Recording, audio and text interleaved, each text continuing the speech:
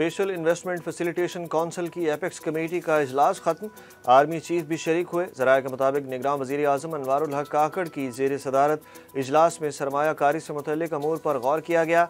ज़राए का कहना है कि इजलास में मुल्क में सरमायाकारी के लिए सहूलियात का जायज़ा लिया गया। सऊदी अरब, चीन समेत खलीजी ममालिक की मुख्तलिफ मनसूबों में दिलचस्पी का जायज़ा भी लिया गया। एपेक्स कमेटी ने खलीजी ममालिक से सरमायाकारी के अमल को बेहतर बनाने की ख्वाहिश का इजहार किया। पाकिस्तान से मफरूर यूट्यूबर की रॉ एजेंट से खुफिया बातचीत सोशल मीडिया पर वायरल हो गई। वायरल ऑडियो में भगोड़े यूट्यूबर आदिल राजा को रोहित शर्मा से बातचीत करते सुना जा सकता है। रोहित शर्मा भगोड़े यूट्यूबर को पाकिस्तान की एजेंसी को लंदन में बैठे रॉ के पेड वकील से मिलकर बदनाम करने का कह रहा है। यूट्यूबर अपने बरतानिया के मामलात भारतीय रॉ के लोगों से तय करते भी सुना जा सकता है। कॉल में रोहित शर्मा यूट्यूबर को बरतानिया में ISI के खिलाफ साजिश के लिए लॉर्ड रेमी रेंजर नामी शख्स से मिलने का कह रहा है। आलमी बैंक ने पाकिस्तान को 50,000 रुपये और इससे कम आमदन वालों पर भी टैक्स लगाने का मशवरा दे दिया। आलमी बैंक का कहना है कि 5 लाख रुपये माहाना आमदन वालों पर 35% शरह से टैक्स आयद किया जाए। वफाकी हुकूमत इन शोबों पर खर्च ना करे जो सूबों के दायरा ख्यार में आते हैं। दुकानदारों को टैक्स नेट में लाया जाए और टैक्स फ्री आमदन की हद कम की जाए। आलमी बैंक ने पाकिस्तान को मशवरा दिया है कि पर्सनल इनकम टैक्स का स्ट्रक्चर आसान बनाया जाए। ज़राई शोबे में 12.5 एकड़ ज़मीनों के मालकान पर टैक्स लगाया जाए। गैर मुल्कियों के लिए काउंटडाउन शुरू। गैर कानूनी मुकीम गैर मुल्कियों को 31 अक्टूबर तक पाकिस्तान छोड़ना होगा। वजारत इत्तलात ने खबरदार कर दिया।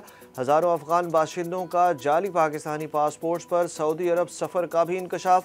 ज़राए के मुताबिक बेशतर पाकिस्तानी पासपोर्ट्स में जालसाजी की तस्दीक हुई है। सऊदी हुक्काम की जानिब से पाकिस्तान को फराहम फहरिस्त में 3000 पासपोर्ट्स की जाँच पड़ताल के दौरान अफगान बाशिंदों के पासपोर्ट्स के जाली और टेम्पर्ड होने की निशानदही हुई। वजारत खारजा ने मुतल्लिका इदारों को जामे तहकीकात के लिए खत लिख दिया।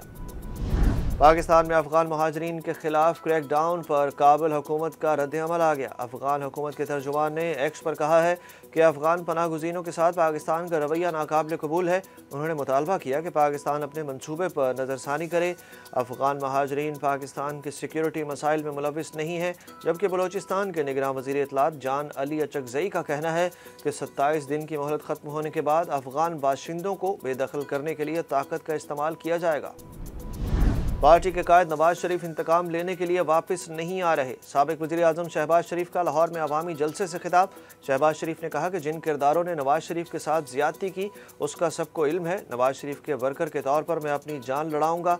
शहबाज शरीफ का कहना था कि अल्लाह को मंजूर हुआ तो नवाज शरीफ 21 अक्टूबर को वापस आ रहे हैं। तरक्की का रुका हुआ सफ़र दोबारा शुरू करेंगे।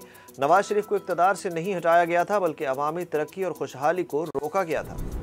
साइफर केस की इन कैमरा समाअत की FIA की दरख्वास्त मुस्तरद। इमरान खान की दरख्वास्त ज़मानत पर कार्रवाई ओपन कोर्ट में होगी।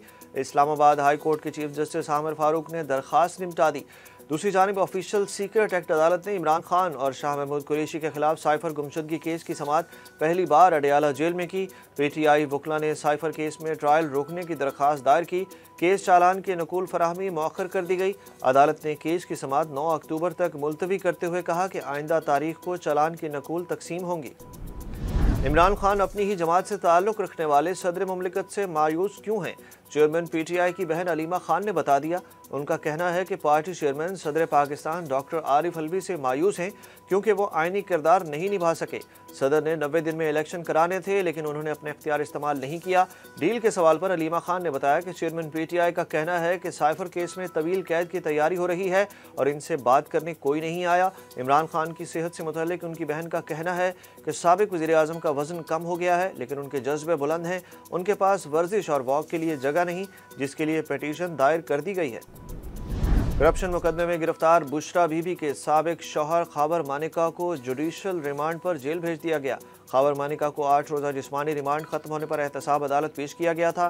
प्रोसिक्यूशन ने लैपटॉप के जरिए अदालत को सरकारी अराजी पर तामीर शुदा शादी हॉल और 26 दुकानें दिखाईं, जबकि प्रोसिक्यूशन टीम ने शादी हॉल और दुकानों के किराए की वसूली के रजिस्टर भी अदालतों को पेश किए।